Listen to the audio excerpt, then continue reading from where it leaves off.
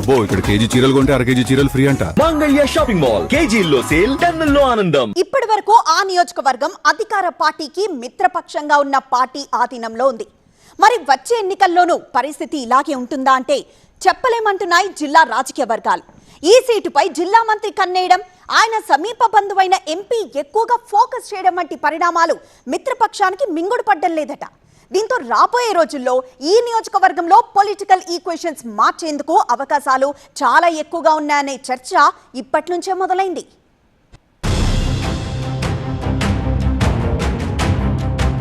ఉమ్మడి ఖమ్మం జిల్లాలో అప్పుడే రాజకీయాలు వేడెక్కుతున్నాయి.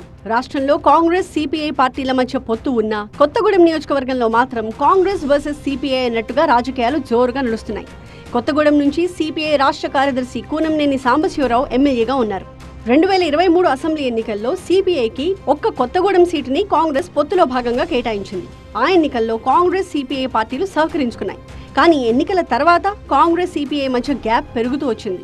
రాష్ట్రంలో కాంగ్రెస్ సిపిఐల మధ్య గ్యాప్ రావడానికి ప్రధాన కారణం రాష్ట్ర మంత్రి పొంగులేటి శ్రీనివాసరెడ్డి అని సిపిఐ పార్టీ వర్గాలు అంటున్నాయి. 2023 అసెంబ్లీ ఎన్నికల్లోనే పొంగులేటి శ్రీనివాసరెడ్డి కొత్తగూడెం నుంచి పోటీ చేయాలని భావించారు.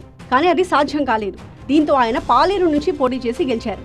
అయితే వచ్చే ఎన్నికల్లో మంత్రి పొంగులేటి శ్రీనివాసరెడ్డి కొత్తగూడెం నుంచి పోటీ చేయాలని భావిస్తున్నారట. అందుకే కొత్తగూడెంపై ప్రత్యేక దృష్టి పెట్టినట్టు చర్చ జరుగుతోంది. ప్రస్తుతం కొత్తగూడెంలో కాంగ్రెస్ పార్టీకి అధికారికంగా ఇన్ఛార్జ్ లేరు.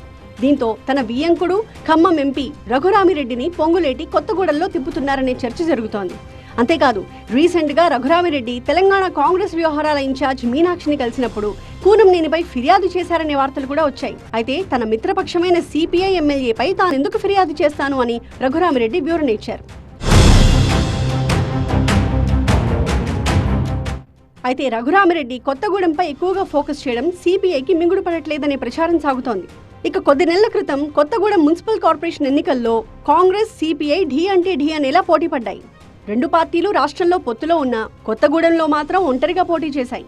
మంత్రి పొంగులేటి స్పెషల్ ఫోకస్ పెట్టి సిపిఎంతో పొత్తు పెట్టుకుని కాంగ్రెస్ పార్టీ నుంచి అభ్యర్థుల్ని రంగంలోకి దించారు. సిపిఐ నుంచి కూనంనేని అభ్యర్థుల్ని రంగంలోకి దించడంతో పోటీ హోరాహోరీగా సాగింది. చివరకు హంగ్ ఫలితాలొచ్చాయి. సిపిఐకి మద్దతిస్తామని బీఆర్ఎస్ ఓపెన్ ఆఫర్ ఇచ్చింది. కాంగ్రెస్ సైతం మేయర్ పీఠం లక్ష్యంగా పావులు కదిపింది.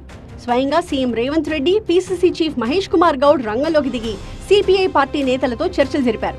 మేయర్ పీఠం చెరో 2.5 ఏళ్ల పాటు పంచుకున్నారు. తొలుత సిపిఐ పార్టీకి మేయర్ పీఠం దక్కింది. ఇక సింగరేణి ఎన్నికల్లో కూడా పొంగులేటి కూనంనేని మధ్య గ్యాప్ వచ్చింది. ఉమ్మడి ఖమ్మం జిల్లాలో ఉన్న ఏరియాల్లో ఐఎన్టీయూసీ గెలుపు కోసం పొంగులేటి కృషి చేశారు. అప్పటి నుంచే పొంగులేటి కూనంనేని మధ్య కోల్డ్ వార్ షురూ అయింది. మంత్రి పొంగులేటితో గ్యాప్ ఉన్నప్పటికీ సీఎం రేవంత్ తో మాత్రం కూనంనేని సాంబశివరావు సఖ్యంగానే ఉంటున్నారు. ఆయనకు సీఎం అపాయింట్మెంట్ ఎప్పుడు అడిగితే అప్పుడు వస్తుంది.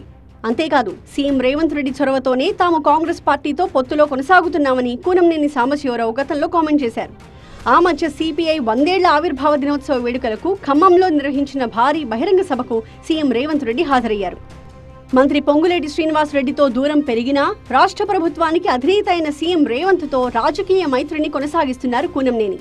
ఈ అంశంలో ఆయన కూడా వ్యూహాత్మకంగానే ముందుకు సాగుతున్నారనే టాక్ వినిపిస్తోంది. వచ్చే ఎన్నికల్లో కూడా కమ్యూనిస్టులు, అందులోనూ సిపిఐతో పొత్తు కొనసాగాలి అని భావిస్తున్న సీఎం రేవంత్ రెడ్డి, కాంగ్రెస్ కొత్తగూడెంలో పొంగులేటి కూనంనేని ఎపిసోడ్కి చెక్ పెడతారా, లేక ఎన్నికల వరకు ఇదే పరిస్థితి కొనసాగుతుందా అనే చర్చ జిల్లా రాజకీయ వర్గాల్లో జోరుగా సాగుతోంది. అయితే కొత్తగూడెంలో ఇదే రకమైన పరిస్థితి కొనసాగితే అది రాష్ట్రంలో కాంగ్రెస్ సిపిఐ పార్టీల పొత్తుపై ప్రభావం చూపే అవకాశం లేకపోలేదు అనే అభిప్రాయాలు వ్యక్తమవుతున్నాయి.